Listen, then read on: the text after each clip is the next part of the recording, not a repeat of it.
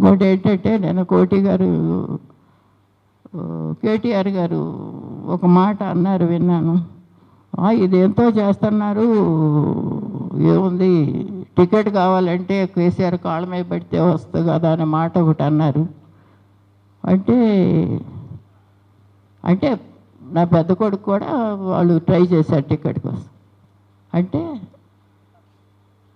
బీఆర్ఎస్లో కేసీఆర్ కాళ్ళ మీద పడితే టికెట్లు తీసుకున్నారా అందరు ఎమ్మెల్యేలు అని నేను అడుగుతున్నా. టికెట్ ఇవ్వటం తాగటం అది కాదు, అసలు అంత హీనంగా నా పెట్టినట్టునగలిగారు. కాళ్ళు బట్టి టికెట్లు తీసుకోవటం ఏంటి?